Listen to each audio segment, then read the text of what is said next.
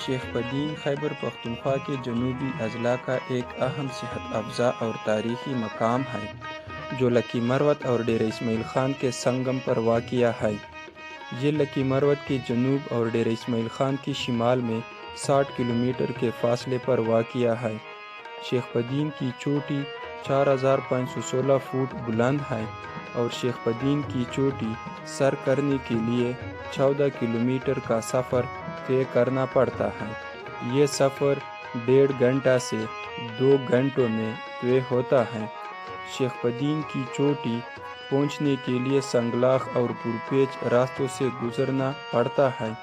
یہ سفر خصوصی طور پر تیار کیے گئے کمانی کے جیپ یا موٹر کاروں میں طے ہوتا ہے۔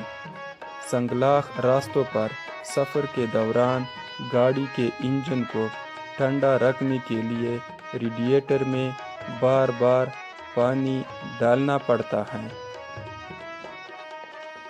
مشکل راستوں کے باوجود قدرتی خوبصورتی سے مالا مال شیخ بدین سیاحوں کو اپنی طرف کھینچتا ہے۔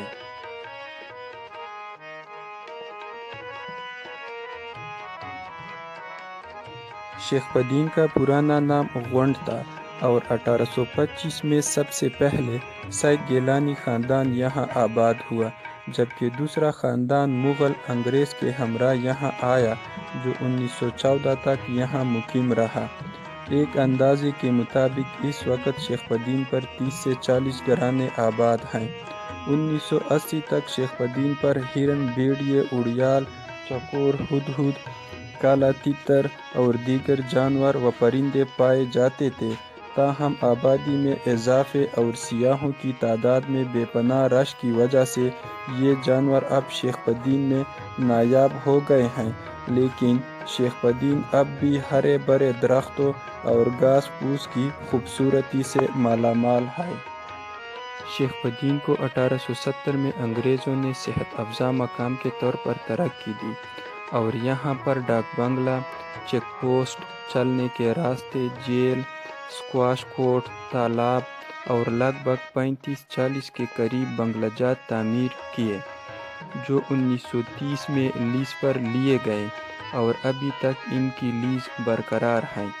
قیام پاکستان کے بعد ان کو قومی تحویل میں لیا گیا اور ان بنگلہ جات کو قومی ورثہ قرار دیا گیا، لیکن بدقسمتی سے جو بنگلہ جات ہمیں انگریز سے ورثے میں ملے تھے، ان کو ترقی دینے کی بجائے ہم اس قومی ورثے سے ہاتھ دھو رہے ہیں اور ڈاک بنگلہ سیاحوں کی بجائے جنات چڑیل کی آماجگاہ بن رہی ہے۔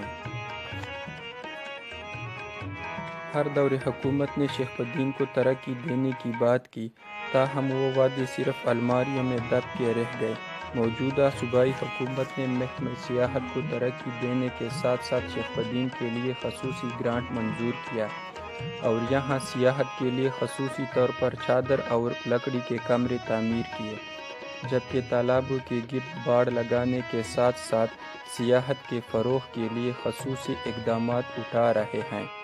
اگر حکومت نے شیخ بدین کی خوبصورتی پر خصوصی توجہ دے دی تو یہ جنوبی اضلاع کے لیے کسی مری، فوٹمنڈو، گربن یا ملم جبہ سے کم نہیں، تاہم اگر پچھلے حکومتوں کی طرح زبانی جمع خرچ سے کام لیا گیا تو شیخ بدین کی پہچان سیاحت کی بجائے آثار قدیمہ کے طور پر کی جائے گی۔